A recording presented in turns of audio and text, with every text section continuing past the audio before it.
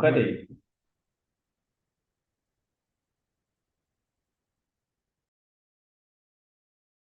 Kade.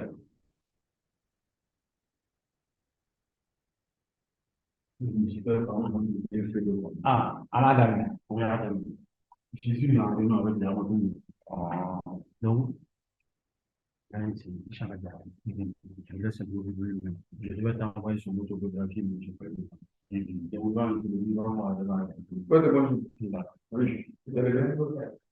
Pourquoi tu l'as pas envoyé? Bonsoir.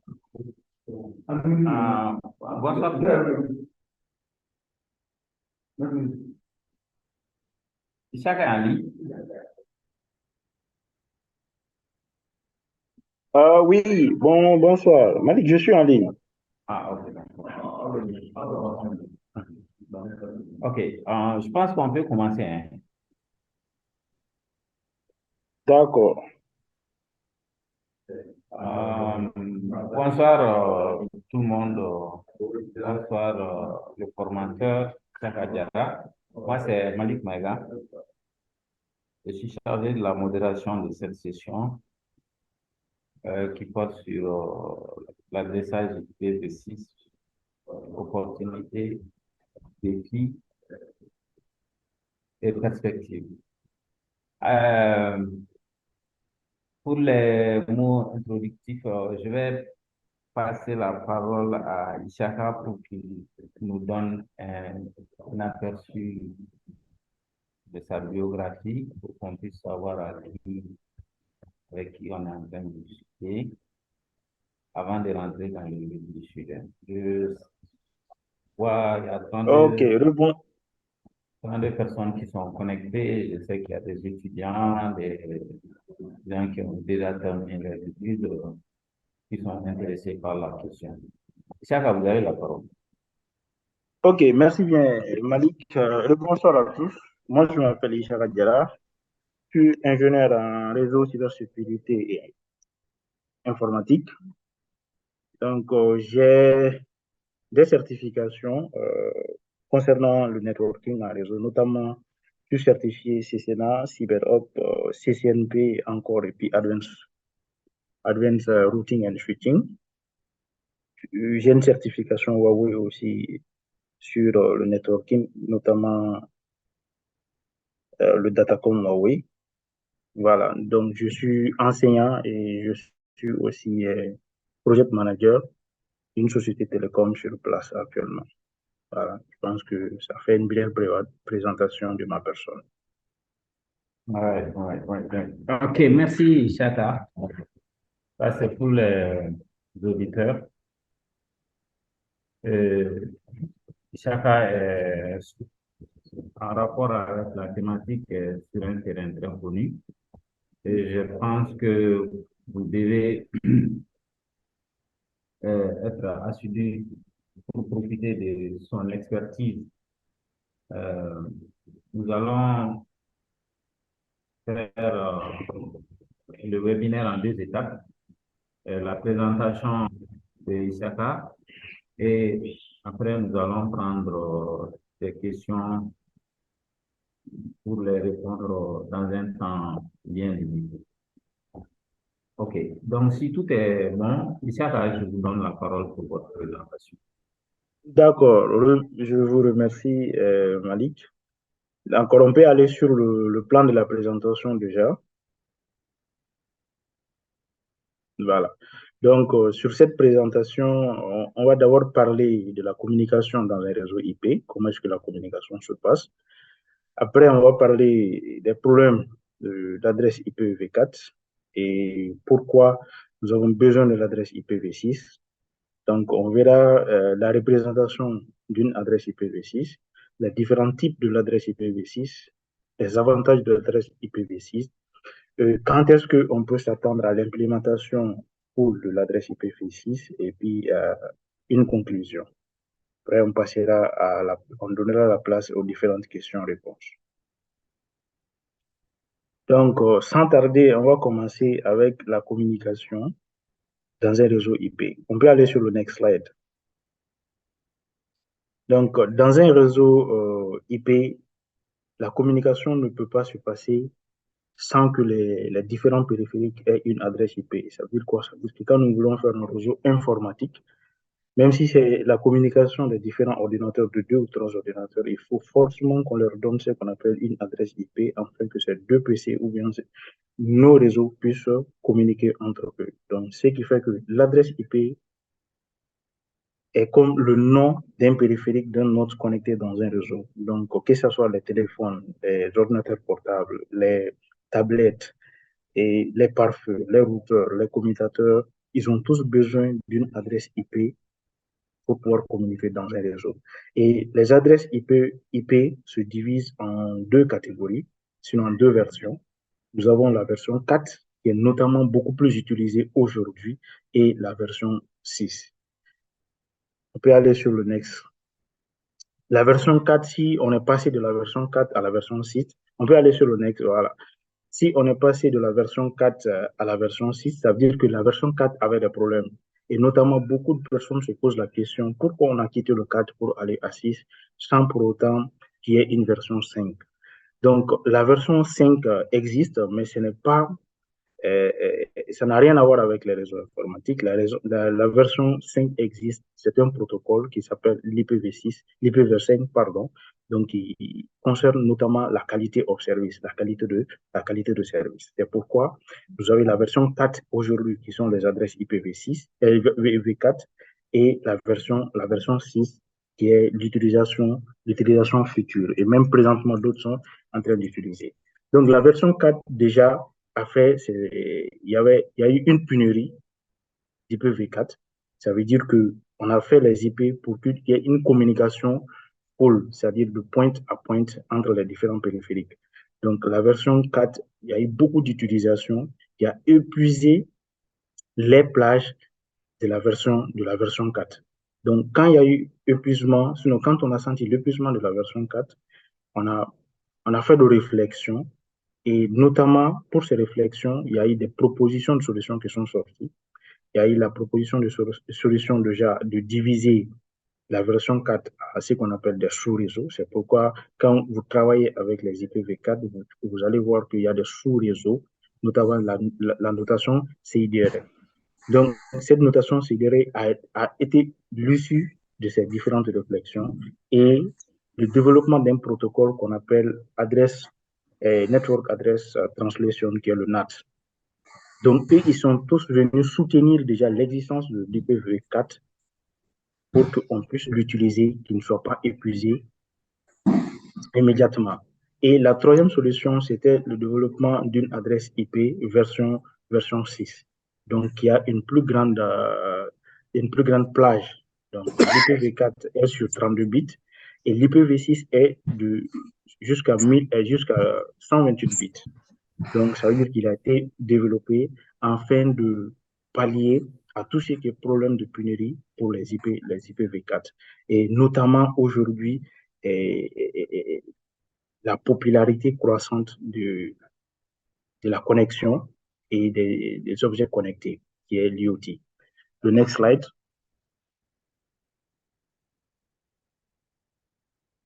Donc, cette adresse IPv6 fait une coexistence avec l'IPv4. Bien vrai qu'il n'y a pas de compatibilité directe entre les deux protocoles, ils peuvent coexister de trois façons. Ils peuvent coexister dans un réseau en faisant ce qu'on appelle de dual step. Donc, de dual step, les appareils vont exécuter simultanément les deux adresses.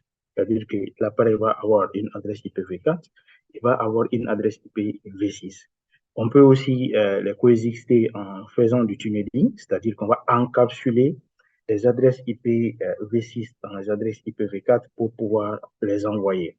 On peut aussi les coexister en faisant ce qu'on appelle du NAT64, ou encore de la translation, qui va traduire une adresse réseau de 64 qui permettra une compatibilité directe avec les IPv6 afin de communiquer avec les IPv4. Donc, c'est les différentes manières de faire la coexistence entre les adresses IPv4 et les adresses IPv6. Le next. Donc, on dit comme remarque les deux dernières catégories, tout ce qui est tunneling et traduction d'adresse. Donc, on se sert de ces options-là que si nous voulons vraiment faire une communication full IPv6. Le next.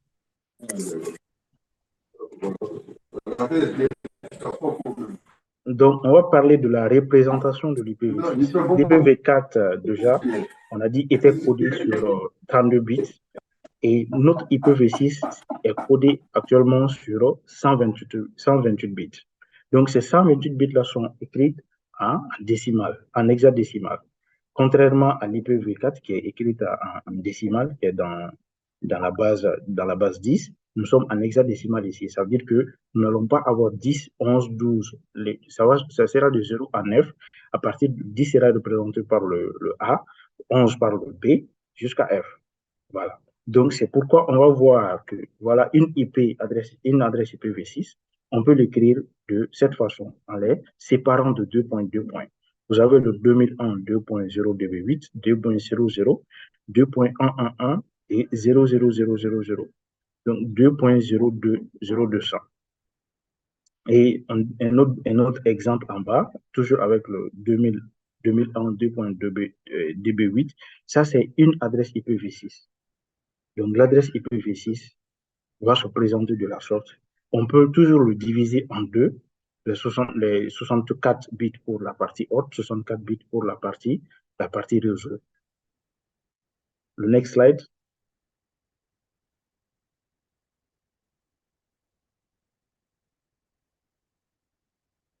Dans l'écriture, on peut simplifier l'écriture en faisant ce qu'on appelle des omissions de zéro. Quand vous regardez, quand on peut écrire par exemple 01 à B, donc on peut omettre ce 0 qui se trouve au début en écrivant 1 à B. Ou un autre exemple, quand on écrit 00 à B, on peut omettre les deux 0 au début en écrivant AB. Donc quand on voit que dans une adresse IP, on voit seulement 2.AB, ça veut dire que les deux bits avant AB sont des 0. Donc, on peut omettre les zéros au début, mais pas les zéros à la fin. Ça veut dire quoi? Ça veut dire que si nous écrivons par exemple AB00, ça veut dire que les deux zéros qui vont venir après AB ne peut pas être, on ne peut pas les omettre, sinon l'adresse sera une adresse ambiguë. Donc, la représentation, c'est de la sorte, on a un exemple ici où on vous dit 2001 2.0 DB8, 2.00, 2.11. Donc, on les simplifie. En 2001, ça reste à place. 0 DB8, là, on enlève le 0, on maintient le DB8. Les 4 zéros, on va omettre les 3 zéros, les 3 premiers zéros pour maintenir un seul 0. Les 5, le 1, ils vont rester et 0, 0, on va toujours enlever les 3 premiers zéros pour maintenir le dernier 0. Donc, le 0 200, on peut le mettre aussi pour mettre seulement 200, ce qui simplifie notamment l'écriture d'une adresse IP de 6. Le next slide.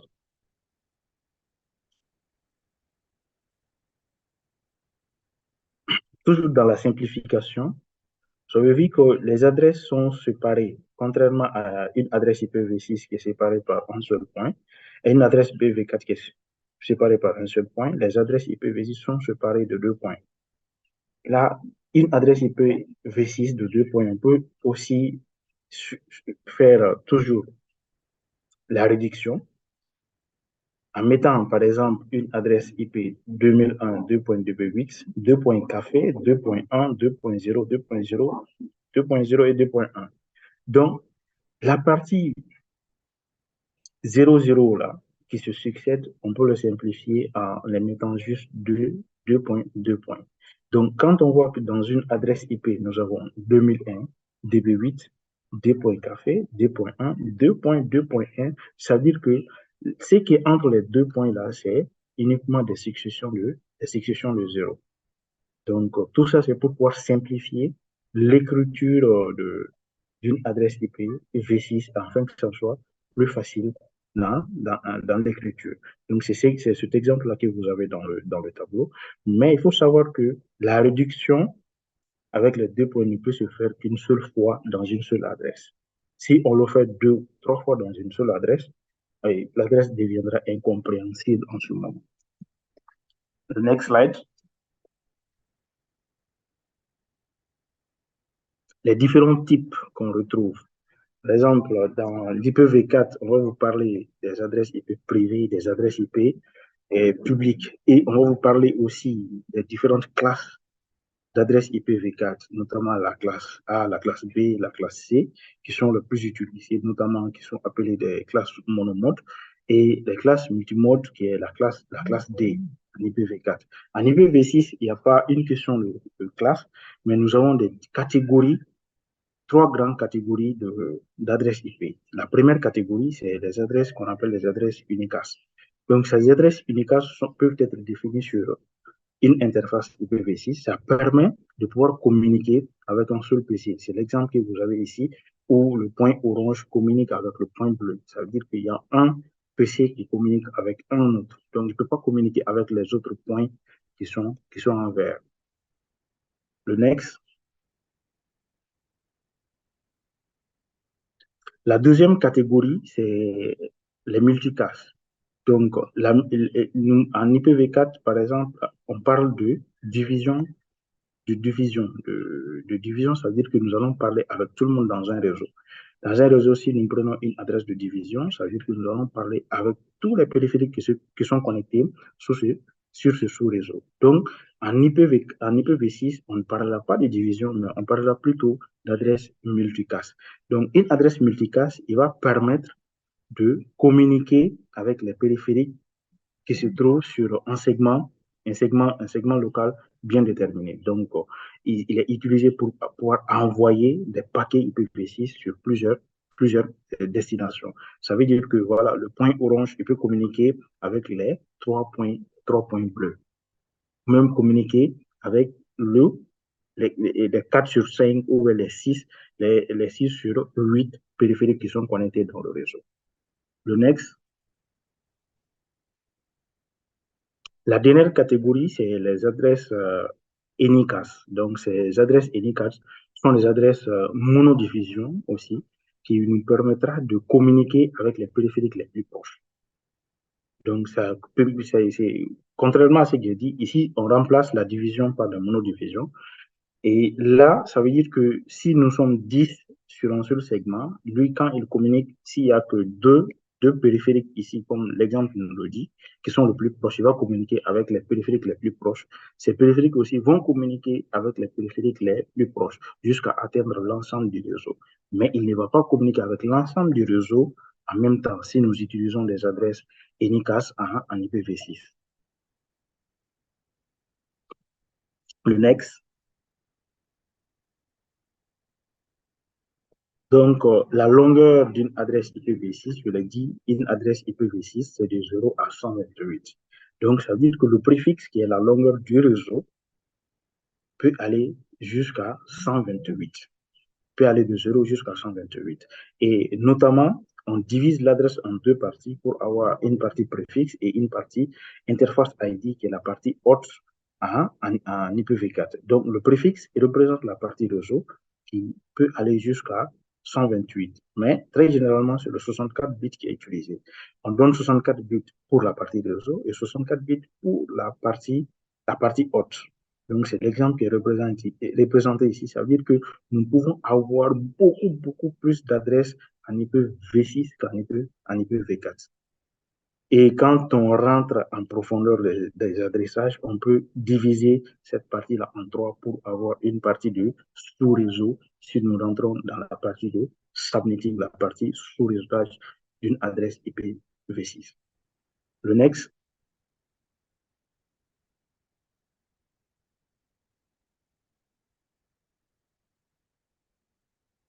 Donc, on dit, contrairement à une adresse IPv4, qui non seulement une adresse, les adresses privées et puis les adresses publiques, ici, nous avons ce qu'on appelle des Global Unicast Address. Donc, ça, c'est des adresses qui sont similaires à ce qu'on appelle des IP publiques en adresse IPv4. En adresse IPv4, on va vous dire qu'il y a des adresses qui sont routables sur Internet et des adresses qui ne sont pas routables sur Internet. Donc, en V6, nous, on va parler de Global Unicast. Donc, Global Unicast sont des adresses qui sont routables sur Internet et de Link Local Address, qui est appelé le LLA. Donc, le Link Local Address sont des adresses qui ne sont pas routables sur Internet. Donc, ce sont des adresses qui vont communiquer sur une liaison IPv6 entre eux, mais ne peuvent pas aller dans un autre réseau. Oui, le next.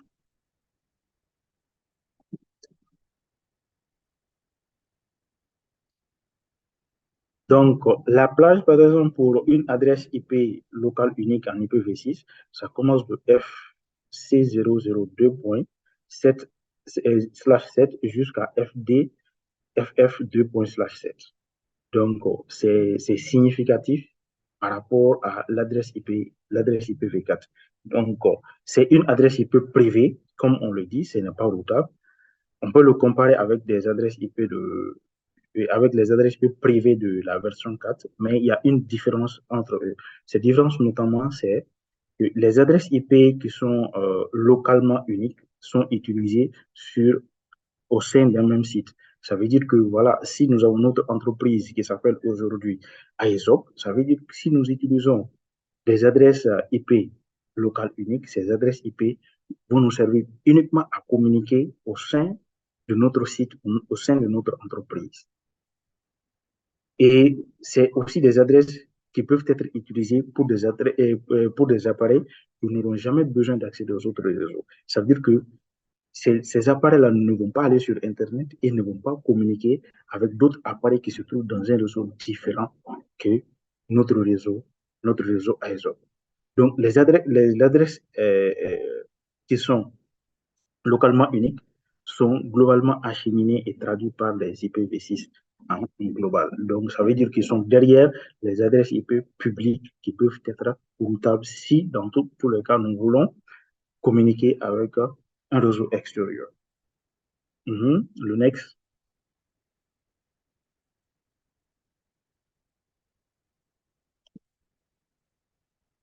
Donc, les adresses de monodivision globale. Donc, ce sont des adresses qui sont uniques et ce sont des adresses qui sont routables sur Internet. Donc, c'est des adresses qui peuvent commencer par 2000 ou c'est des adresses qui peuvent commencer par 3000. Donc, quand on voit une adresse qui commence par 2000, deux points, quelque chose. Donc, ça veut dire que c'est une adresse IP globale et c'est aussi une adresse IP qu'on appelle publique qui peut aller sur Internet. Le next.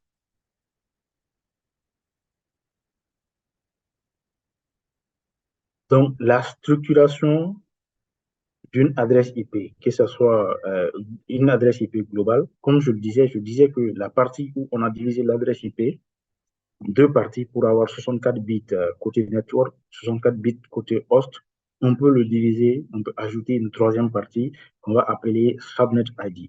Donc, c'est ce que nous voyons ici. Nous avons notre partie global routing prophérique, donc qui est la longueur du réseau dont le fournisseur d'accès, le provider d'accès est à l'Internet, comme les opérateurs, que ce soit Orange, Malitel ou encore Afreboom, qui fournissent l'Internet, eux, ils donnent cela. Ce sont eux qui vont déterminer la taille du réseau. Maintenant, la partie Subnet ID, l'administrateur peut décider, par exemple, que ça sera l'ID qui va représenter son site, si c'est par exemple le site 1, ou l'entreprise 1, ou l'entreprise 2, ou encore l'agence 1, l'agence 2. Donc, il va décider cela. Il va donner un Subnet ID qui va lui permettre d'identifier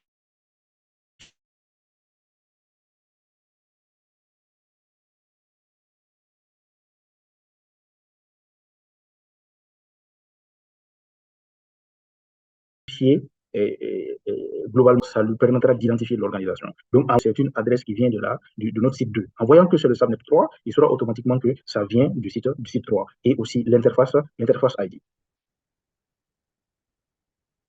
Il faut retourner un peu. Je pense que vous avez sauté une slide. Retourne juste sur, voilà, c'est bon. Donc, après, nous avons, non, le next.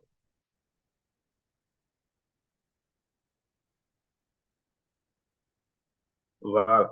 Donc, après, nous avons une adresse IP globale de liaison qui est le LLA, dont je l'avais dit, qui permet à un périphérique de communiquer avec les autres périphériques compatibles avec l'IPv6 et sur une liaison unique.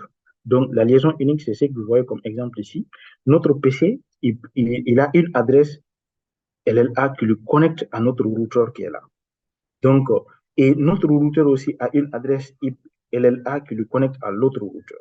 Donc, ça veut dire que ces deux routeurs-là peuvent communiquer avec des adresses euh, euh, locales de liaison et notre PC aussi peut communiquer uniquement avec des adresses locales de liaison avec le routeur.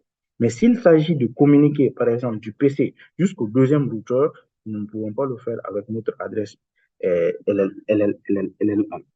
Donc, la plage de l'adresse LLA, c'est la FE82.2. Slash 10. C'est ça la plage d'une adresse LLA, qui est l'adresse locale de liaison. Le next,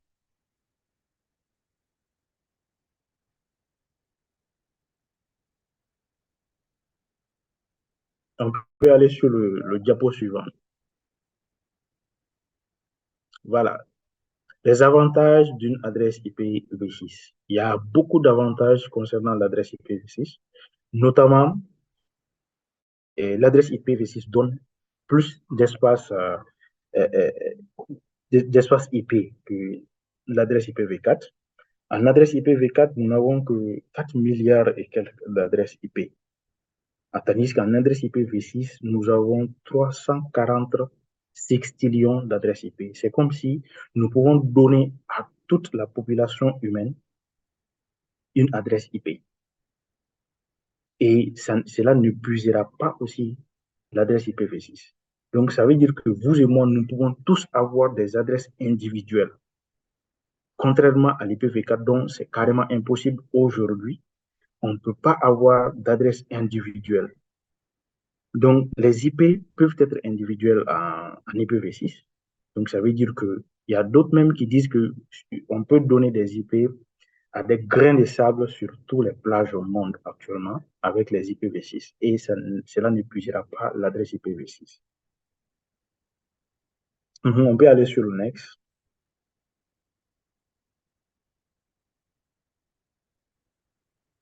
Le diapo suivant. Voilà. Donc, on disait que même si l'Internet, aujourd'hui, l'espace d'adresse IP qui fournit les 128 bits, est suffisant pour pouvoir gérer l'Internet pendant 155 milliards. Donc, l'objectif initial, c'est de fournir plus d'espace en IP que l'IPv4.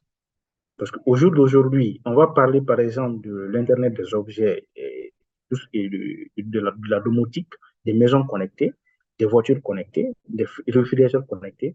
Tout ça sont les bénéfices. Ça, ce n'est pas possible en tant que nous ne mettons pas à place les adresses IPv6, en tant que nous ne migrons pas vers les adresses IPv6. Aujourd'hui, quand on parle de maison connectée, la maison doit être connectée avec ce qu'on appelle des IP.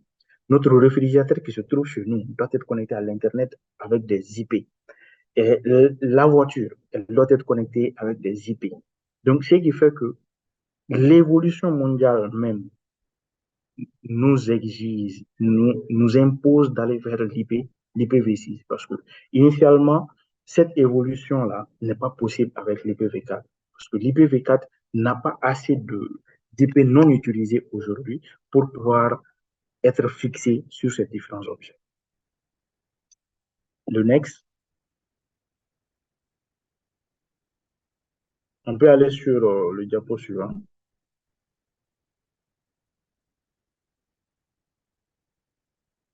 Voilà, on dit que l'une des raisons, faut retourner juste un peu.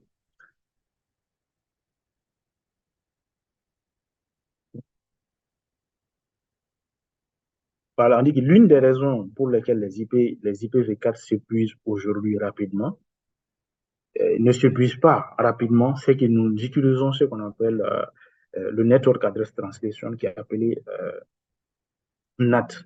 Donc, ce NAT-là, c'est un couteau à double tranchant parce qu'il faut savoir que initialement, les IP ont été créés pour faire une communication bout en bout. Ça veut dire quoi? Ça veut dire qu'aujourd'hui, si moi je veux communiquer par exemple avec le PC de Bakary Kouyaté qui se trouve dans la CI, Bakary devait avoir ce qu'on appelle une adresse IP publique et moi, étant chez moi, je dois avoir une adresse IP publique. Donc, toutes les adresses doivent être routées sur Internet. Les IP étaient comme ça au début. Donc, on communique de bout en bout sans intermédiaire. Sans intermédiaire, ça veut dire que les IP ne changeront pas. Bakary va voir en clair mon IP, je verrai en clair l'IP public de Bakary. Mais c'est dans cette utilisation que nous nous sommes rendus compte que si on continue à utiliser les IPv4 de la sorte, on va épuiser la plage qui reste. Et c'est après réflexion qu'on a donné les IP les IP en V4 et en V6, les NAT et autres. Donc les NAT aujourd'hui vont nous donner la possibilité d'utiliser les trucs, d'utiliser ce qu'on appelle les adresses IP en privé qui seront traduits en IP public à la sortie. Viens sur le next slide.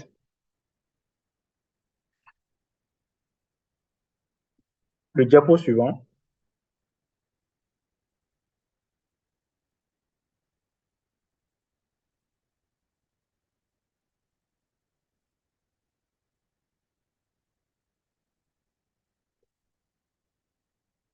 On peut partir. Voilà. OK, c'est bon. Maintenant, l'exemple est là. Par exemple, la compagnie 1 va avoir beaucoup de trucs, va avoir beaucoup de PC qui seront dans un réseau 10.0.0.0 quelque chose. Donc, les PC vont avoir 0.1, 0.3 en fonction de ce que l'administrateur va donner. Mais si ces PC veulent aller sur Internet, ces PC n'iront pas directement sur l'Internet avec le réseau 10.0.0 quelque chose. Ils iront, ce réseau 10.0 quelque chose sera derrière ce qu'on appelle une configuration de NAT qu'on va mettre en place et qui va avoir une seule adresse IP publique pour présenter l'ensemble du réseau 10.0.0. Donc, ça veut dire qu'à partir de la sortie du réseau, ce n'est plus l'adresse IP 10.0.0 là qui va partir sur Internet, plutôt l'adresse IP publique qui sera configurée à la sortie qui va partir. C'est l'exemple qu'on passe, c'est comme si vous avez plusieurs téléphones et vous avez une seule ligne de sortie. Donc, l'exemple frappant, c'est la sorte. Donc, c'est pourquoi on dit le NAT, c'est un couteau à double tranchant. C'est bien parce on peut toujours utiliser les IP V4 un peu plus de temps sans pour autant épuiser la plage d'adresse IP. Mais ce NAT-là joue sur certains des protocoles. Ça joue sur des protocoles, notamment qu'on appelle des protocoles voix sur IP. On peut aller sur le next.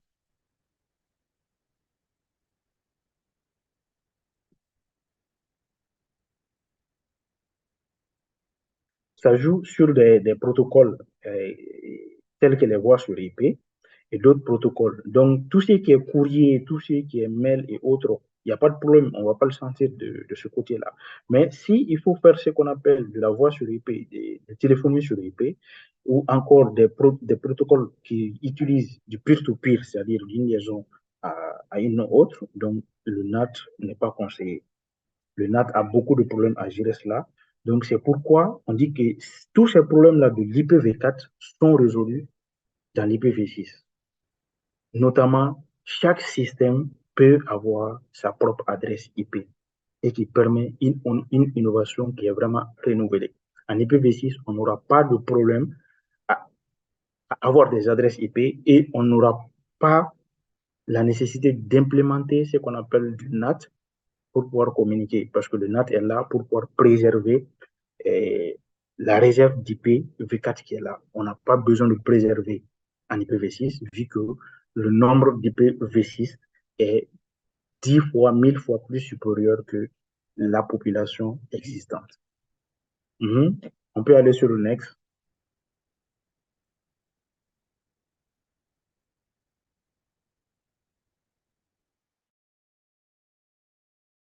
Les configurations stateless, les configurations sans statut. Donc, ça veut dire quoi? Ça veut dire que en IPv4 aujourd'hui, pour mettre une configuration automatique, bon, nous avons deux types de configuration d'IP sur les clients. Soit nous mettons les clients en statique, ça veut dire que nous allons passer one by one sur les différents clients pour les configurer leur adresse IP. Soit on va mettre en place un serveur DHCP ou un routeur qui va jouer le rôle de serveur DHCP et va donner automatiquement des IP à nos différents clients.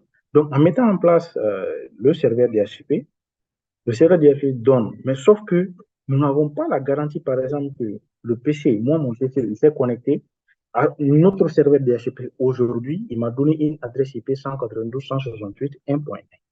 Si je me déconnecte et que je reviens plus tard, il va me donner peut-être une autre adresse qui n'est pas le 1.1, c'est le 1.24, le 1.30. En tout cas, ça peut être une autre adresse différente de l'adresse IP que j'ai eue dans la connexion initiale. Donc, nous n'avons pas cette garantie. Même s'il y a certains des équipements aujourd'hui qui acceptent de le faire en faisant une configuration supplémentaire, ce n'est pas par défaut. Le next.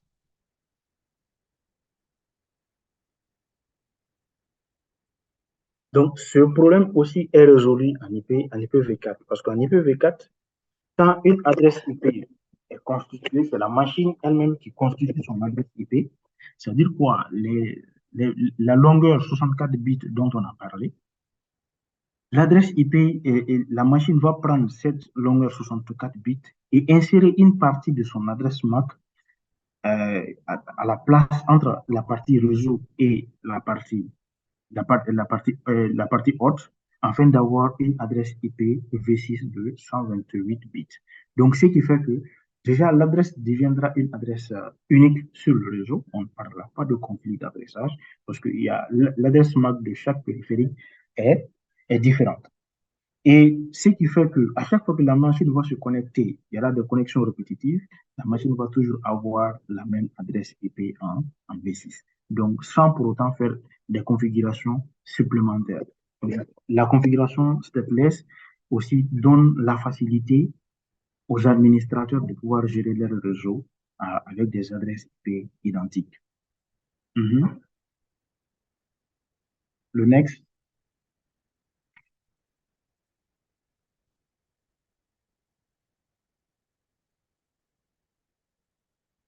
Donc, aussi, on parle toujours de la configuration DHCP.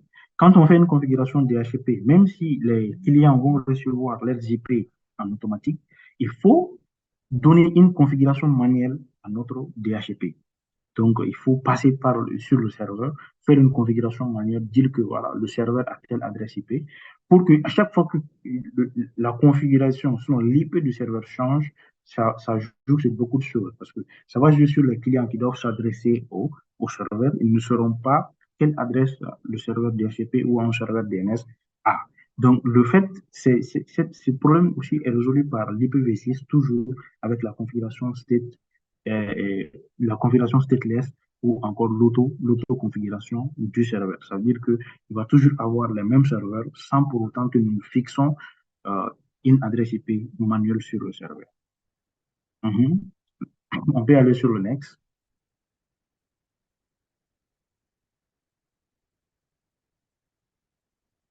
Donc, on dit, sauf circonstances ou cas particuliers, les PC vont toujours avoir les mêmes IP, comme je l'ai dit.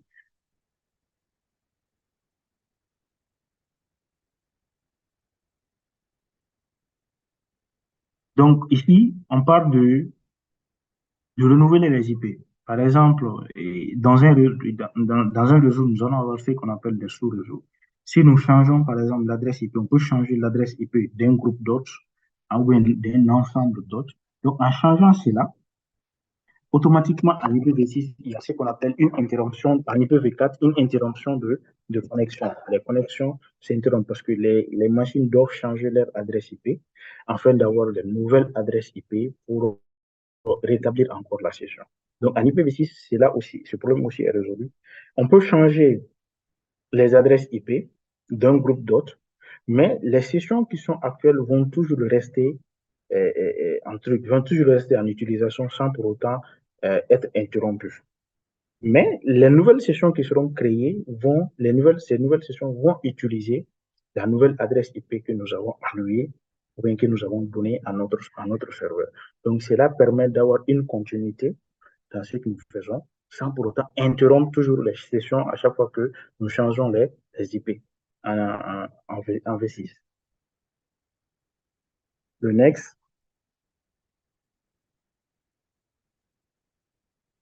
l'efficacité de l'adresse IPv6. L'adresse IPv6 est efficace dans tout ce qui est traitement d'IP. Par ailleurs, quand nous regardons l'entête d'une adresse IPv4, l'adresse d'une adresse IPv4 est de 20 octets, qui est multiplié par 2 en IPv6. En IPv6, nous avons 40 octets. Donc, la longueur déjà de l'IPv6 est fixe, l'entête de l'IPv6 est optimisée et peut traiter jusqu'à 64 bits. Contrairement qui est à 32 bits en IPv4, la somme de contrôle qui est appelée checksum en IPv4 n'est plus calculée à chaque fois qu'un paquet va traverser un routeur. Donc en IPv6, ça, on ne le fait plus. Le next.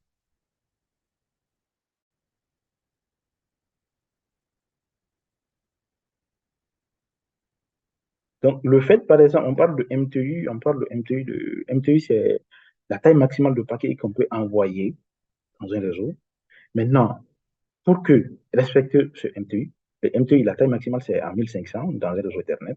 Voilà. Donc, pour respecter cela, on est obligé de fragmenter les différents paquets qu'on envoie. Donc, les routeurs fragmentent les différents paquets qu'on envoie. Si les paquets ne sont pas fragmentés, il est difficile que ces paquets-là soient envoyés en IPv4. En IPv6, ce n'est pas la peine. En IPv6, cette partie de fragmentation n'est plus nécessaire parce que à chaque fois qu'il va y avoir communication, c'est la destination lui-même qui va dire à la source voilà le dimensionnement de paquet qu'il faut prendre. Donc, on n'a pas besoin de fragmenter en IPv6, contrairement à en IPv4. Donc, toutes les divisions pour les fonctionnalités qui sont, par exemple, des découvertes sont remplacées par des multidivisions. Donc, tout ce qu'on appelle, on fait des divisions pour la découverte, par exemple, d'un serveur DHCP, d'un serveur DNS dans un réseau. Quand une machine se connecte, il va envoyer un message de broadcast, un message de diffusion à l'ensemble du réseau afin de retrouver, par exemple, un serveur DHCP qui puisse le fournir une adresse IP. Donc, tout ça, c'est remplacé par ce qu'on appelle des messages de multidivision. Donc, tout le monde ne recevra pas le message, mais c'est plutôt quelques-uns qui vont recevoir le message et qui vont relayer à leurs proches aussi jusqu'à la destination quand il s'agit d'un message de multidivision en IPv6. Le next. En IPv6, on parle aussi des mythes. Des mythes en IPv6, ça veut dire qu'il y a beaucoup de personnes qui vont faire ce qu'on appelle de la désinformation sur l'IPv6 en exagérant un peu. Ce sont souvent des informations qui sont fondées et souvent c'est des informations qui ne sont pas fondées. On va vous dire par exemple que le Next, souvent il y a d'autres qui disent par exemple que voilà, l'IPv6 est plus sécurisé que l'IPv4.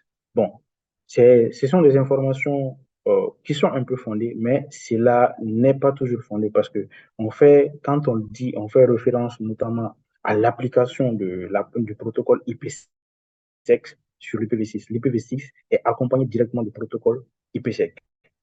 Bon, en IPv4 aussi, le protocole IPsec, on peut bel et bien l'implémenter en IPv4 pour pouvoir faire la protection lors de la transmission de nos données, afin que ces données ne soient pas altérées au cours de leur circulation sur le réseau, ou pouvoir chiffrer ou faire l'authentification avec cela côté niveau IP. Mais il faut savoir que ce sont les mythes, parce que ce protocole dont on fait allusion sur l'IPv6, on peut bel et bien l'implémenter aussi sur l'IPv4. Donc, ce n'est pas une raison valable pour dire que l'IPv6 est plus sécurisé que l'IPv4, même si on sait que le protocole IPsec nécessite beaucoup d'efforts pour pouvoir faire une configuration, pour avoir un bon niveau afin de le faire. Le next,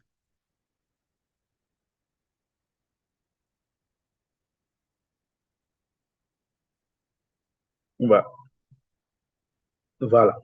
Donc, on dit que dans la pratique de l'exécution de l'IPsec en IPv6, bon, il y a beaucoup de défis parce que l'IPv4 travaille avec le protocole NAT, et le protocole NAT n'est toujours pas valable quand on fait de l'IPsec. Il faut toujours pouvoir, comme je l'ai dit, il faut s'y connaître en réseau afin de mieux l'implémenter en fonction des besoins du client, ou encore en fonction de notre besoin.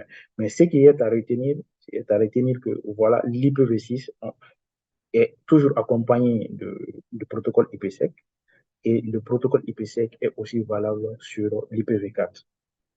Uh-huh. The next.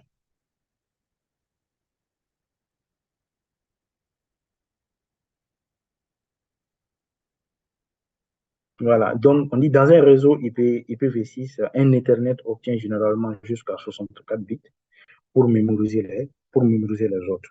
Donc, avec l'IPv4, cela ne dépasse jamais les 16 bits. C'est la partie réseau dont on parle. Donc, la partie réseau et la partie haute, voilà.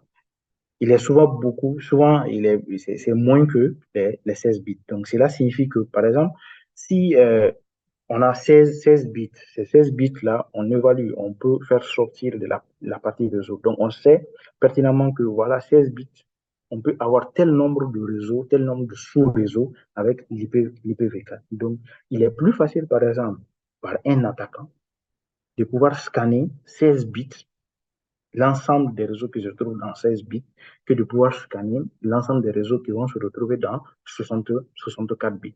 Donc, c'est ici on veut faire allusion. On dit, voilà, si un attaquant veut scanner un ensemble de réseaux pour retrouver les sous-réseaux en IPv4, l'attaquant a beaucoup plus de facilité en V4 qu'en V6.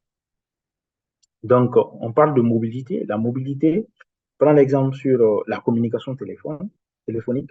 Donc, cette communication téléphonique, voilà, étant dans la voiture, nous pouvons communiquer. Et nous savons, par exemple, que les opérateurs, ils font ce qu'on appelle des cellules, des différentes cellules. C'est-à-dire que vous pouvez quitter un quartier jusqu'à un autre, mais une cellule à une autre cellule, en communiquant sans pour autant que l'appel ne se coupe sur le réseau est bon, bien sûr. Voilà. Donc, c'est ça qui est appelé la mobilité. En informatique aussi, il y a la mobilité. C'est le fait de pouvoir quitter une zone de couverture vers une autre zone de couverture. On a la possibilité de le faire quand nous avons des multiples de Wi-Fi dans un bâtiment ou bien dans une cour. Donc, cette mobilité, on le fait en IPv4.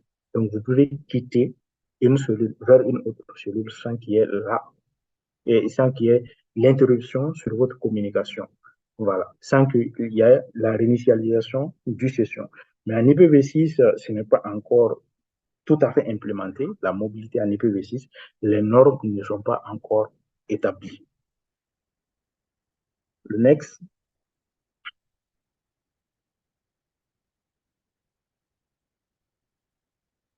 on peut aller sur le suivant.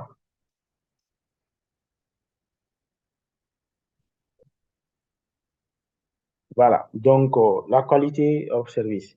Donc on dit souvent aussi que la qualité de service en IPv6 est meilleure par rapport à l'IPv4, même si les deux protocoles aussi prennent en charge l'hierarchisation, c'est-à-dire la qualité de service, on peut prioriser un trafic par rapport à un autre. Surtout ceux qui travaillent dans le domaine de la voix sur IP et autres travaillent beaucoup plus avec la qualité de service. Mais il faut savoir que leur différence va se situer juste à l'ajout d'un champ. On peut aller sur le next, hein.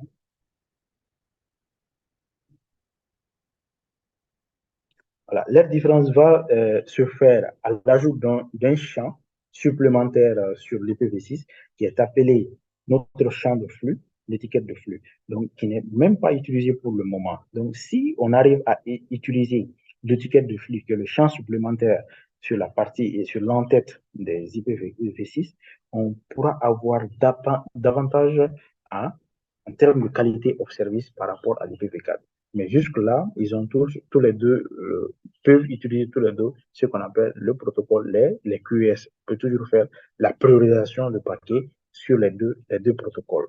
Mais l'IPv6, quand on va l'implémenter à 100%, on pourra faire beaucoup plus que ce qu'on fait actuellement.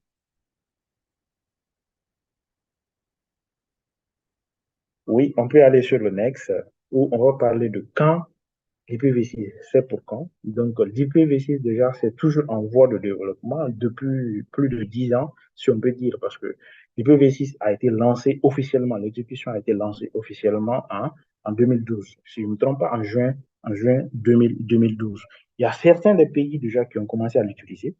Notamment en France, il y a l'opérateur Free qui utilise l'IPv6 déjà de bout en bout, de leur corps réseau jusque chez le client. C'est-à-dire qu'en France, aujourd'hui, si vous prenez votre connexion Internet fibre avec Free, ils vont vous donner juste l'IPv6 jusqu'à chez vous. Donc, vous allez utiliser l'IPv6. Donc, pour vous dire que il y a beaucoup, il y a des pays qui sont développés, qui utilisent actuellement l'IPv6, tels que le Japon, en Corée, utilisent l'IPv6.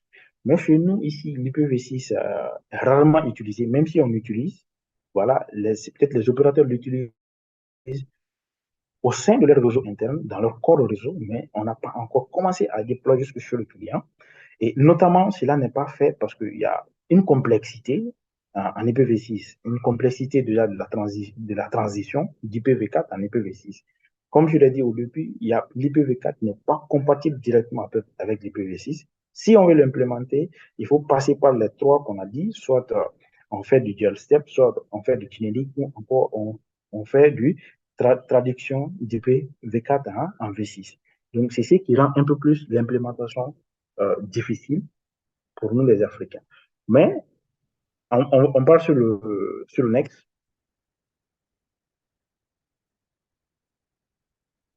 Voilà. Mais il faut savoir que voilà, l'évolution de la technologie nous pousse à aller vers l'IPv6, qu'on le veuille ou pas. Donc, l'IPv6 aujourd'hui doit être une compétence pour chaque ingénieur, chaque ingénieur dans le domaine de la technologie. Parce que quand on parle d'innovation, on parle de l'évolution, on parle du futur, on est obligé d'utiliser l'IPv6 pour pouvoir exécuter cette évolution-là. Notamment, on a parlé des objets connectés, on a parlé des domotiques, des maisons qui seront connectées, des réfrigérateurs qui savent, voilà, que vous descendez à tel heure, qui peuvent réchauffer vos nourritures avant que vous ne soyez là, des réfrigérateurs qui peuvent vous envoyer des mails ou faire des commandes par eux-mêmes. Tout ça va se faire avec ce qu'on appelle l'IPv6. Donc, actuellement, l'implémentation n'est pas full déjà, même si on est toujours en train de mailler l'Internet vers l'IPv6, de façon à avoir euh, l'Internet 100% IPv6, c'est toujours en cours. Et il faut comprendre, l'implémentation va commencer chez les opérateurs et enfin les utilisateurs vont l'utiliser. Donc, on ne peut pas dire que voilà, c'est à tel moment que l'IPv6 sera 100% opérationnel, mais il faut se dire que voilà, dans 5-10 ans maximum, en Afrique, nous allons commencer à utiliser l'IPv6 comme on le fait dans d'autres pays. Donc, oui, le next.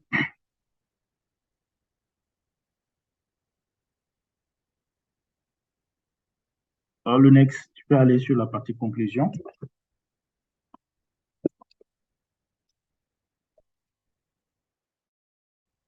Voilà.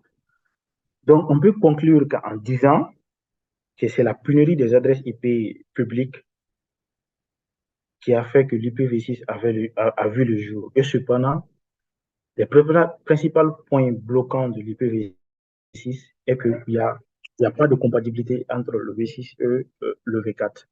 Et le V6, il est obligé de s'imposer avec l'évolution en cours.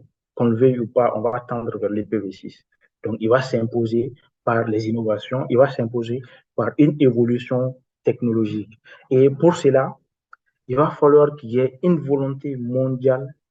Et de cette volonté mondiale, on va parler de la volonté même du gouvernement, des opérateurs, et des constructeurs de trucs, des constructeurs d'équipements, même si les constructeurs aujourd'hui ne construisent jamais d'équipements technologiques qui ne supportent pas les IPv6. Donc, il va falloir qu'il y ait une volonté mondiale de migration qui permettra à l'IPv6 de s'imposer et de basculer vers une utilisation full mesh en IPv6.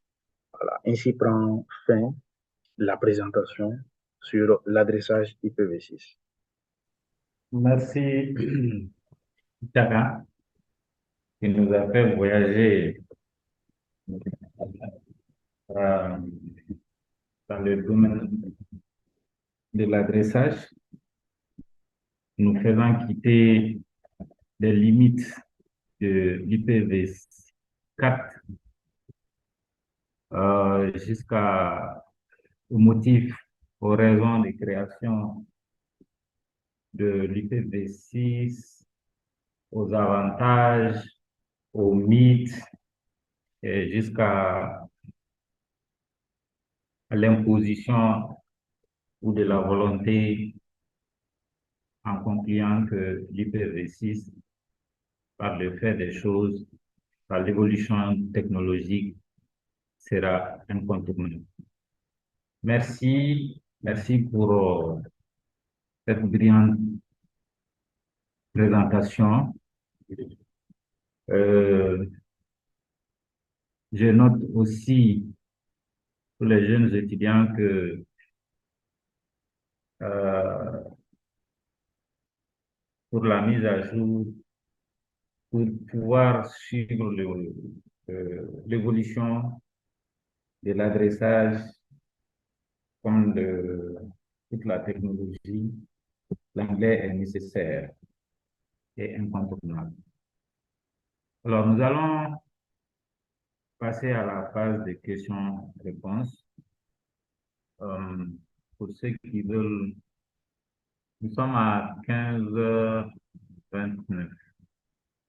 On va prendre une trentaine de minutes pour pouvoir échanger, clarifier des concepts qui sont encore flous pour certains. Mais je rappelle aussi qu'il y aura une formation en présentiel qui débutera le lundi. Pour ceux qui veulent approfondir le concept, et cette opportunité est aussi disponible. Merci et la parole est à ceux qui veulent demander.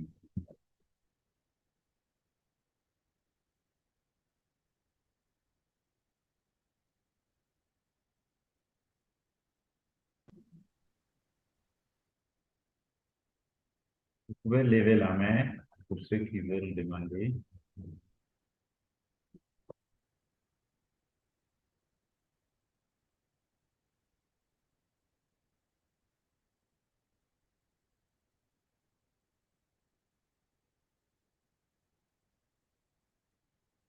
Ou bien c'est compris. Il n'y a pas de question. Ah, comme l'adage le dit, s'il n'y a pas de question, c'est soit tu n'as rien compris, soit tu as tout compris. Non, je pense qu'ici, Alors, ça sera, bonjour. on a tout compris. Bonjour. Oui, Oui, bonjour. Bonjour. Euh, Merci, professeur, pour votre présentation. Je vous en prie, c'est gars. OK. Alors, la question que je voudrais poser, peut-être que j'ai pris un peu le train en marche, peut-être que la définition est passée avant mon arrivée. Alors, je voudrais savoir, c'est quoi l'IPsec par rapport à l'IPv4 et par rapport à l'IPv6? Première question. OK. Oui. OK. On Je peut aller réponds à avec des ça questions d'abord. dans leur essence d'abord. bon, comme il n'y a pas de main là, allez-y.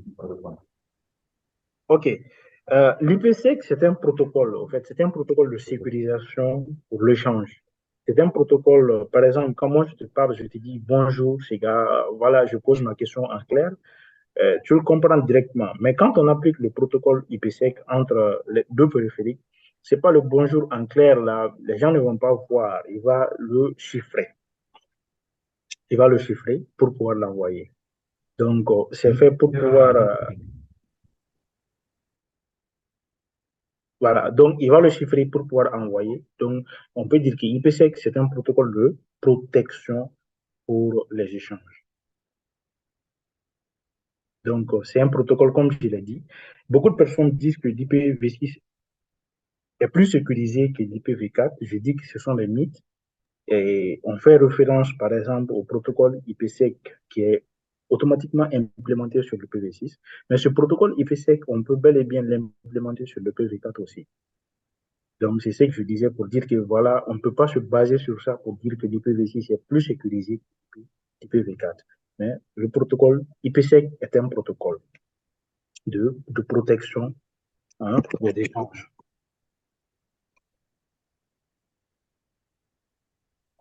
Merci, bon? chacun. C'est bon? Oui, c'est bon. Sega? C'est bon. Ok. Oui, c'est bon, Malik. Bonjour. Ok, bonjour.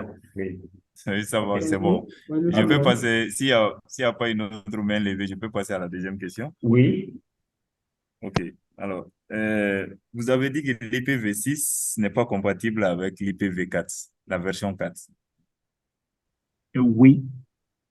Alors, donc, ce qui sous-entend que moi, ma machine qui est sur l'IPv6 version 4 ne peut pas communiquer, envoyer un message avec une machine qui est sur l'IPv6. C'est ce que vous voulez dire par là, non? Directement, non. En fait, non. Par exemple, si, prenons l'exemple en frappant sur un ping, hein, vous mettez des machines dans un réseau.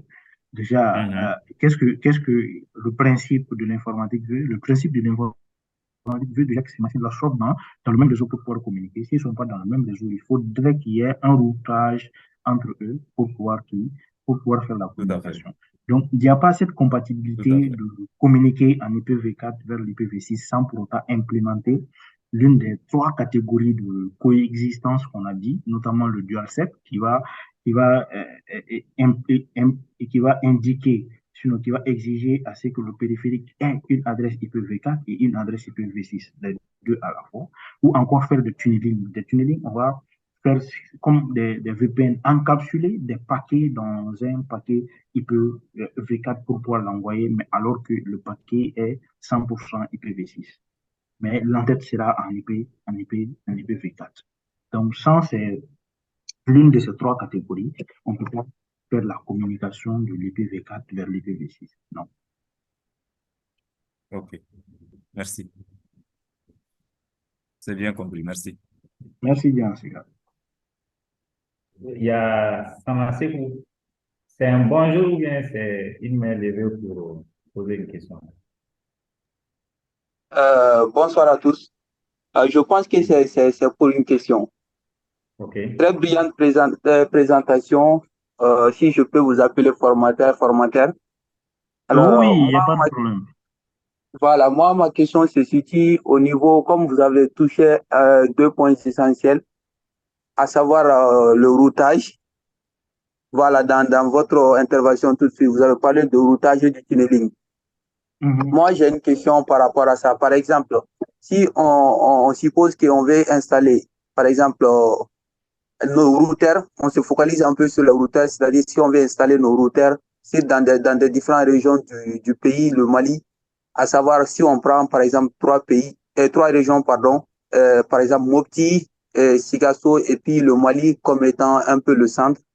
Si on suppose que notre centre routeur est au Mali, et puis on veut réaliser une connectivité entre ces différents routeurs.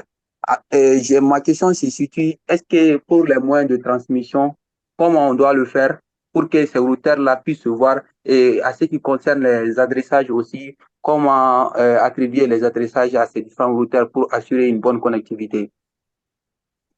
Ok. Vous avez dit Mopti, Sigasso et le Mali. Je pense que Non, ces deux Bamako, quoi. sont Et le Bamako, et le Bamako. Le Mali, là, c'est Bamako, quoi, Mali. Ouais, exactement. Désolé. Ah, Ouais. moi, je ne serais pas d'accord. Hein. OK. Voilà. En fait, ça, c'est une interconnexion. Quand tu veux interconnecter trois régions différentes, Il y a beaucoup de manières de pouvoir faire ces interconnexions.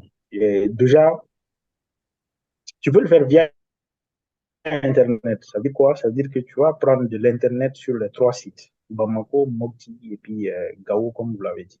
Donc, en faisant une config, que ce soit en IPv4, en IPv6, cela est bel et bien possible. Quand on parle de routage, on parle de protocole de routage.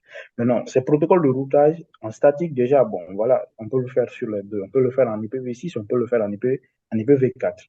Et en dynamique, tu as des protocoles de routage pour l'intérieur d'un même AS, notamment le RIP. Il y a la version 2 et la version 3, c'est pour l'IPv6. Tu as le OSPF aussi version 3 pour l'IPv6 et le EGRP version 3 pour l'IPv6. Voilà, pour te dire que les protocoles de routage dynamique, il y en a beaucoup qui supportent l'implémentation de l'IPv6. Donc voilà. Donc quand tu fais d'adressage déjà, c'est en IPv6. Mais pour que ces trois puissent communiquer, il faudrait que tu aies des adresses IP publiques. Parce que voilà, soit tu vas mettre de la fibre voilà, de Bamako jusqu'à Sévaré et de Sévaré jusqu'à Gao pour les interconnecter sur un truc, un commutateur, ce qui est beaucoup plus coûteux. Soit tu vas passer par un opérateur qui va faire ce qu'on appelle du VPN, si tu veux, du VPN layer 3. Donc, ta communication, ton routage va passer par l'opérateur pour atteindre les sites différents. Ou soit toi-même, tu prends de la connexion Internet sur les sites différents, tu vas faire une interconnexion, l'interconnexion VPN entre ces trois sites-là, en ayant des adresses IP publiques.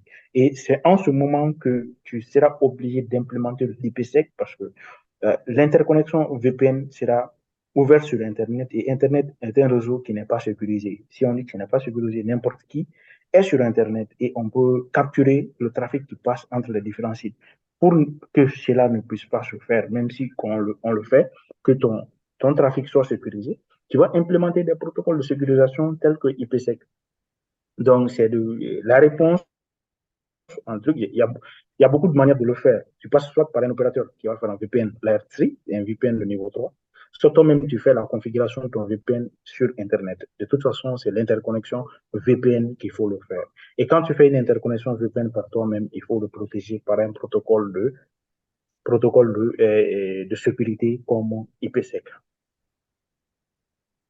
Je ne sais pas si ça répond à ta question. Oui, surtout. Mais si je peux un peu avancer sur le thème, par exemple, comme vous l'avez si bien dit, si je passe vers un opérateur qui va me proposer un VPN qui va permettre à mes routeurs de communiquer très facilement. Et après, j'ai une autre question. La Oui. question se situe, par exemple, si je fais mes simulations sur Packet Tracer, moi, ce que je vais créer un programme, un code qui va me permettre de lancer un ping automatique avec le protocole UDP, bien sûr, pour vérifier la connectivité entre mes routeurs là qui sont installés sur ces différents sites-là. Est-ce qu'il y a un moyen pour ça? Par exemple, si on prend que ce soit Packet Tracer ou GNS3, je pense que ça, c'est un peu local, c'est-à-dire ça ne sort pas. Si c'est bien ça. Les simulations effectuées sur Packet Tracer ou GNS3. Oui, même si tu fais la simulation sur Packet Tracer, déjà sur Packet Tracer, il faut interconnecter les trois routeurs via un câble, si tu veux. Maintenant, Oui. donner des différentes IP déjà sur ces interfaces et après passer à la configuration du tunneling, passer à la configuration du VPN entre tes sites. C'est ce qu'il faut faire. Donc, quand tu passes à la configuration du tunnel entre tes sites, il faut savoir déjà que le VPN n'est pas l'interconnexion des IP publics, c'est-à-dire ce n'est pas les interfaces WAN qu'on interconnecte en VPN. Le VPN est là pour pouvoir interconnecter les LAN. Parce que quand tu as des IP publics ici à Bamako et à Mopti, les IP publics sont tous les deux sur Internet. Ce qui fait qu'eux, ils se voient déjà. Ils peuvent communiquer entre eux sans problème. Mais c'est le LAN qui se trouve d'IP public qui ne peut pas payer, qui ne peut pas communiquer. Donc, c'est la même chose. L'interconnexion, l'objectif du VPN, c'est pouvoir interconnecter ces LAN-là. Maintenant, pour répondre à ta question clairement, il faut une séance de pratique. Je te conseillerais de peut-être t'inscrire sur la séance de pratique qui aura lieu peut-être à partir de lundi. Peut-être que nous allons voir un de ces cas pratiques-là et le faire ensemble. Comme ça va complètement résoudre ton problème de plus. Maintenant, et tu peux, quand tu dis que tu veux lancer des pings, tu vas lancer des pings entre tes LAN, en fait. C'est après que tu finis de configurer le VPN. En tant que le VPN n'est pas bien configuré, le ping ne passera pas. Et pour vérifier, il faut d'abord vérifier que le VPN est apte avant de passer à la phase de test. Maintenant, D'accord, bien reçu. voilà, on ne pourra pas dire, par exemple, que voilà, il faut taper telle commande, il faut taper telle commande. Bon, voilà, c'est pas, c'est pas évident, on pourra te dire ici. Mais si tu t'inscris peut-être à la phase pratique, lors de la séance pratique, on aura à configurer les VPN ensemble en IPv6. D'accord, Merci. merci beaucoup. Merci beaucoup. Il y a Fulgence Kofi. Il est en ligne? Oui, oui, je suis là. Oui. Vous dites si le IPv4 est aussi sûr que le IPv6, l'avantage réel de IPv6 est le nombre d'adresses importantes dont dispose IPv6. Oui, oui, c'est la question. Non, en fait, il y a des mythes qu'on a soulevés. Sinon, l'IPv4 a beaucoup plus d'avantages que cela. On a parlé, par exemple, de l'Internet des objets. Et l'IPv4, l'IPv6, question en termes de sécurité, bon, c'est un débat parce que l'IPv6, quand on dit par exemple que voilà, on donne des IP à tout le monde, voilà, il faut qu'il y ait aussi de la sécurité derrière parce que quand toi tu as une adresse IP publique tout de suite, ça veut dire que moi, étant chez moi, je peux pinguer ton adresse, je peux faire des tests de pénétration sur ton adresse actuellement, alors que en IPv4, tu n'avais qu'une seule adresse IP publique. Voilà. Donc, pour te dire qu'en termes de sécurité sur l'IPv4 et l'IPv6, c'est vraiment un autre thème. C'est un autre thème très vague. Il y a des points où vont se suivre, il y a des points où l'IPv6 va dépasser l'IPv4 et vice-versa. Mais il faut savoir que l'IPv6 a vu le jour quand il y a eu des pénuries déjà en IPv4. Et tout ce qui est problème sur l'IPv4 est corrigé sur l'IPv6. Ce n'est pas seulement les problèmes de plage d'adressage. Voilà.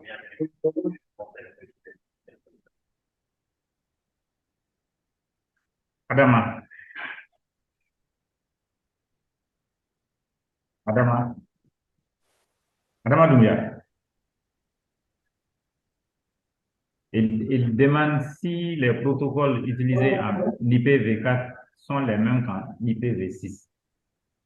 Oui, j'ai cité par exemple tout de suite les protocoles de routage. J'ai dit par exemple en OSPF, tu as l'OSPF version 1, version 2 pour l'IPv4. Ça, c'est des protocoles de routage. Voilà. Donc, ces mêmes protocoles de routage sont utilisés en IPv6 et la réglementation, la manière de le faire ne change pas. Mais peut-être c'est les commandes qui vont changer. Par exemple, si je prends le OSPF, tu dois faire le OSPF, donner l'ID du process. Tu fais ça, la même chose en IPv6. Mais sauf que la partie IP, tu es obligé d'ajouter V6 là-bas. Donc, le principe ne change pas, c'est les commandes qui peuvent changer. Les protocoles qui sont valables en IPv4 sont aussi valables en IPv6. Oui. Ok, merci. Il y a quelqu'un qui demande des détails de la formation du lundi. Tapis, hein, c'est ça?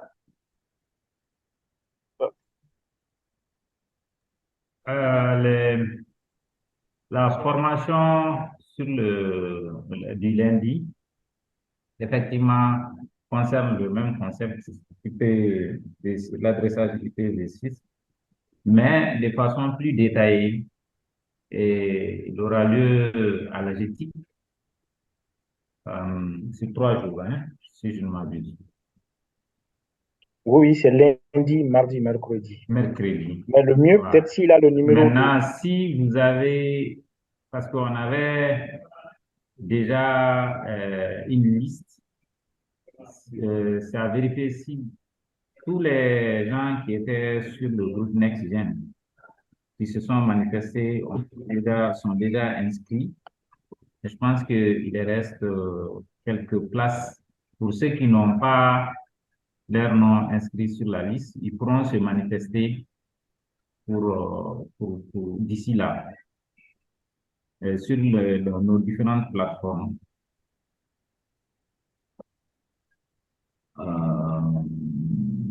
OK, si vous voulez Tapili, Il dit qu'il Allô? aimerait bien participer. oui, je Bonjour. vois. Oui, Oui, Tapili,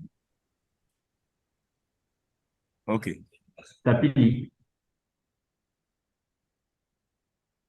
Oui, Il y a vous me Ousmane recevez? Samasekou, il y a Samasekou et Tapili, Vous me hein? recevez? Ok, ok.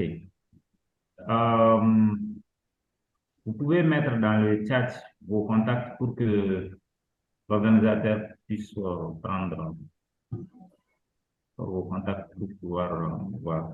Vous mettez nom, prénom et contact dans le chat. Ok, on va continuer. Bekay Sissevi. Trois, Oui, trois frères. bonsoir Malik. Bonsoir Diara, bonsoir à tous. J'ai des petites questions. Bonsoir, Bekay. Les questions sont les bienvenues. Ok. Alors, de IPv4 à IPv6, est-ce qu'il y a eu une version 5 d'Internet Protocol? Oui, Première il y a eu. question. La deuxième, donc voilà, j'aimerais poser ça. OK. Tu as évoqué les différents avantages de la version 6 d'Internet Protocol. Est-ce qu'il y en a au moins un inconvénient en OK. IPv6? C'est les deux questions. C'est la deux questions. Oui, et il y a eu un protocole IPv6, IPv5, mais qui n'a rien à voir avec l'Internet. C'était un protocole pour la partie QS, la Quality of Service. Donc, ce protocole a vu le jour avant V6. C'est pourquoi on a quitté directement de V4 à V6. On a bypassé déjà ces normes. Il y avait déjà une norme qui existait sur le protocole IPv5. Mais ce protocole IPv5, c'est uniquement pour la qualité de service. Ce n'est pas pour la partie interconnexion ou autre. Ça n'a rien à voir avec Internet. Et l'inconvénient de l'IPv6, oui, je peux t'en citer au moins un, qui est la partie sécurité, comme je le disais tout de suite. La partie sécurité, et il va faire beaucoup un truc. Par exemple, on parle de l'Internet des objets. L'Internet des objets, quand il va voir jour à 100% full, ça veut dire que la majeure partie des objets que nous utilisons vont avoir des adresses IP. Aujourd'hui, moi, je regarde ma télé ici. Voilà, c'est difficile de pouvoir l'attaquer par quelqu'un d'autre. Et voilà, si toutefois j'utilise cette télé qui a une adresse IP publique, ça veut dire que n'importe qui peut l'attaquer. Aujourd'hui, je suis dans ma voiture, je le conduis par moi-même. Demain, si j'achète une voiture qui est conduite par quelqu'un d'autre à distance à travers une adresse IP publique, ça veut dire que n'importe qui peut attaquer cette voiture-là parce que la voiture a une adresse IP publique. Donc, ça veut dire quoi? Ça veut dire que si nous avançons dans l'implémentation de l'IPv6 en full, on sera obligé aussi d'implémenter la sécurité qu'il faut. Donc, la sécurité qu'il faut. Aujourd'hui, la communication n'est jamais bout en bout, n'est pas bout en bout entre les différents périphériques parce qu'on utilise du NAT. Le NAT, il va protéger un peu plus ceux qui sont derrière parce que voilà, j'ai une adresse IP privée qui n'est pas routable. Arrivé au niveau du routeur, le routeur fait la traduction de privé en public pour sortir. Donc, on ne voit qu'une seule adresse IP publique à l'international sur l'Internet qui est l'adresse IP publique de notre interface WAN. Maintenant, quand l'IPv6 va venir, on va disloquer cette partie où on va voir en clair. Quand je dis en clair, la communication, les machines vont avoir des adresses IP, peuvent avoir des adresses IP publiques. Ça veut dire que une compagnie qui a 200 PC va avoir au moins 250 adresses IP à lui uniquement. Donc, moi, étant chez moi, je peux attaquer les machines individuellement. Tandis qu'actuellement, je ne peux pas attaquer les machines individuellement. Il va falloir que je passe par l'équipement qui a l'adresse IP publique. Voilà. Donc, l'inconvénient, c'est peut-être l'implémentation de la partie sécurité. Excellent, j'ai bien compris. Donc, Voilà. l'exposition des périphériques sur Internet, c'est bien ça? Oui, c'est bien ça. OK. Merci beaucoup pour les réponses. Merci. Ok. Le nombre de places étant limité, je vois déjà 3 personnes. Je voulais demander à Christelle, je vois un numéro du Bénin. Êtes-vous ici au Mali ou bien vous êtes au Bénin? Parce qu'elle souhaite s'inscrire à la formation. OK, dans tous les cas, vous pouvez me répondre dans le chat. D'autres questions? Oui, bonsoir. Oui, bonsoir. C'est Christelle, hein. Oui. Vous me recevez? Oui, je suis au Bénin. Je voudrais savoir, hein, est-ce que c'est possible de me déplacer, non? Pour venir, mais c'est le lundi, hein? Le, C'est ce lundi-là.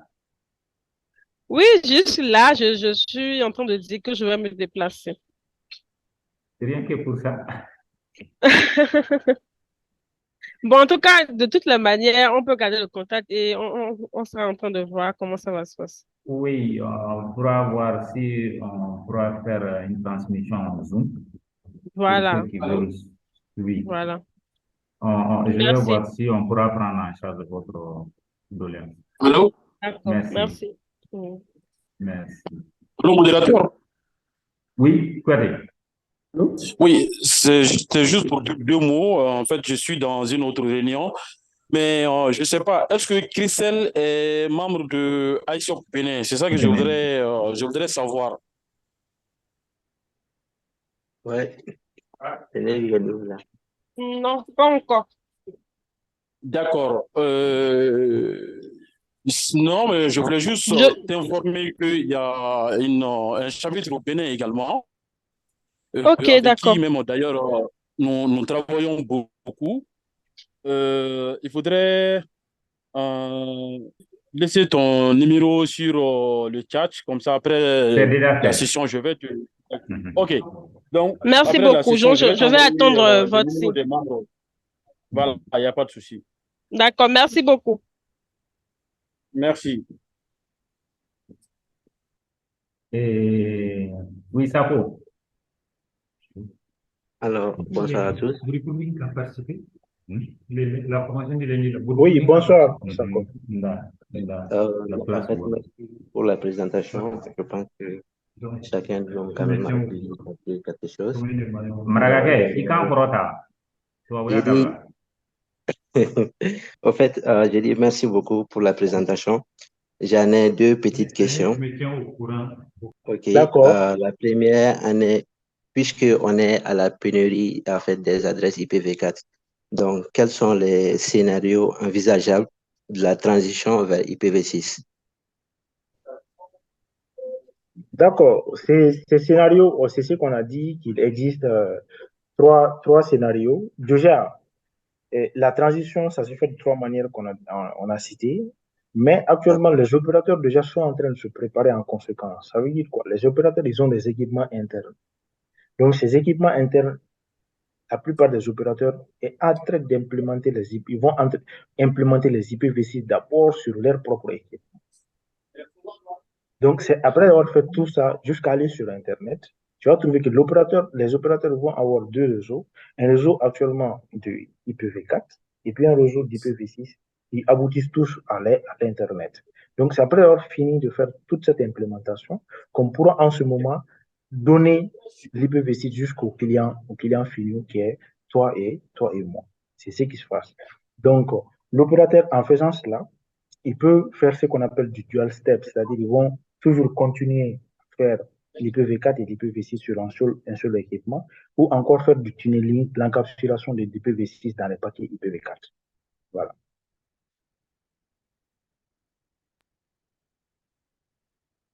C'est ça les scénarios envisageables, quoi.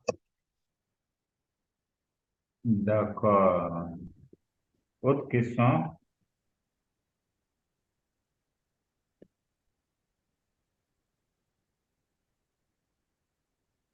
OK. OK.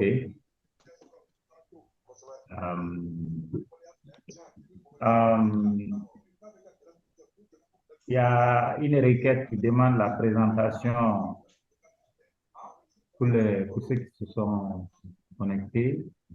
Et maintenant, une dernière requête qui demande si l'enregistrement sera disponible. Je crois que nous allons prendre en charge toutes ces sollicitations. Alors, Oui, Renan. pour plus de précision, nous allons mettre la présentation et les liens de l'enregistrement sur notre site web www.isoc.ml. Mais ce serait à partir du lundi parce que nous sommes en train de faire la mise à jour du site. Donc, ce n'est pas évident qu'on va terminer d'ici lundi. Mais le lundi, ce sera opérationnel. Il y aura la présentation, un lien pour la présentation et puis un autre lien aussi pour l'enregistrement du webinaire. Merci. D'accord. Merci. Allô? Allô? Oui, allô, on est là. Oui, vous me recevez? Oui, Tapi, oui. Oui. Par rapport à la formation, vous allez nous envoyer un texto ou bien d'office on peut... On a déjà pris votre numéro. Ok, ok. Voilà. Si vous êtes retenu, vous serez contacté. D'accord, d'accord. Et ma question, c'est par rapport à la migration du PV6. Au-delà de la pénurie d'adresses IP, bon, sécurité, souvent les chefs d'entreprise ne comprennent pas en termes de sécurité. Qu'est-ce qu'il faut pour les convaincre? Est-ce que les entreprises sont prêtes à investir beaucoup? Parce que quand on parle de budget, souvent les entreprises ont tendance à fuir. Ils ne voient pas côté sécurité de la chose. Qu'est-ce qu'il faut comme argument pour pouvoir vraiment les amener vraiment à adhérer vraiment à l'esprit de ce changement qui tend à l'horizon? L'utilisation IPv6, déjà, et quand tu vas le voir, c'est les providers, les gens qui vont donner l'Internet, les opérateurs et autres, ce sont eux qui vont changer la donne. Par exemple, toi, par exemple, en tant qu'une entreprise X, si tu ne fournis pas d'Internet au Mali, voilà, c'est difficile, par exemple, de prétendre avoir une adresse IPv6. D'autant plus que si tu veux utiliser des V6, tu peux passer par un opérateur. Soit c'est Malitel qui va te dire que voilà, nous fournissons des connexions en IPv6, soit Orange va te dire qu'il fournit des connexions en IPv6. Donc, si ce n'est pas eux, toi, en tant qu'une entreprise quelconque, ce sera difficile parce que voilà, on achète des IP avec eux. À moins que l'entreprise prétend être un provider de service. Ça, c'est de un. De deux, maintenant, en dehors de ces pénuries-là, c'est l'innovation qui va nous obliger à aller vers l'IPv6, comme on l'a dit, l'innovation technologique qui a besoin des IP. Et ces IP-là, l'IPv4 n'est pas suffisant pour pouvoir gérer cette innovation. Ok, je vois. C'est aux opérateurs de faire ce lobby quoi, pour convaincre. Oui, pas seulement pour convaincre.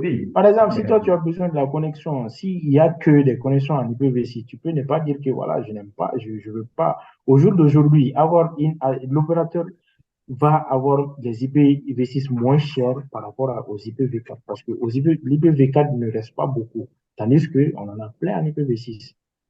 Voilà. Donc, on va avoir les IPv6 moins chers que les IPv4 actuellement. Ah, ok, en termes de coût aussi, quoi. Oui, c'est ce que je viens de te dire. Et ça, le cloud aussi utilise ça déjà, non? Oui, toutes les infrastructures utilisent l'IPv6. Oui, le cloud utilise. Ok. Je crois que c'est bon. La formation nous en dira plus. Merci. Merci.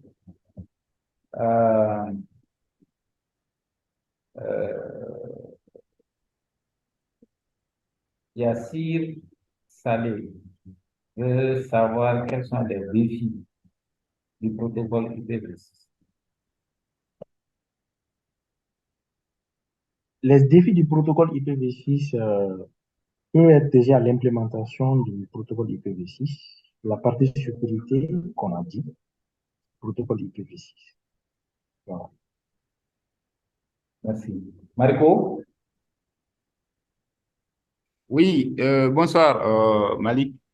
En fait, ma question a déjà été posée, donc ce n'est plus la peine. Ok, merci bien. Bonsoir Malik. Bonsoir. Je reviens. Bon. Oui, Allô, Malik? c'est là, oui. Oui, et j'avais envoyé un chat là, mais j'ai l'impression que vous avez dépassé ça sans vous rendre compte, mais je vais reprendre ici. Je disais que dans son exposé, il disait que la NAT est créée à la suite des insuffisances constatées sur l'IP version 4. Alors, maintenant, je veux savoir pourquoi elle est encore utilisée dans l'IP version 6. C'est la question que je voudrais poser. La note n'est utilisée en IP version 6 que pour faire de l'encapsulation, en fait, pour pouvoir Oui. encapsuler les paquets V6 dans les paquets V4, comme on l'a dit. En dehors de ça, la note n'est pas utilisée. Ok. C'est pour faire l'encapsulation. Donc, quand on a besoin de faire l'encapsulation, on peut utiliser la NAT 64 comme on l'a dit. En dehors de ça, la NAT n'est vraiment pas utilisée en IPv4, en IPv6. Ok, merci. Ok,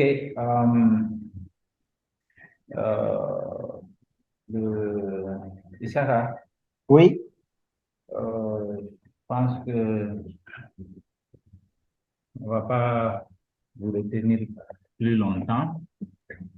d'accord. Bonjour. Pour ce qui Bonjour tout le monde. me concerne, je vous Allô? remercie. Merci.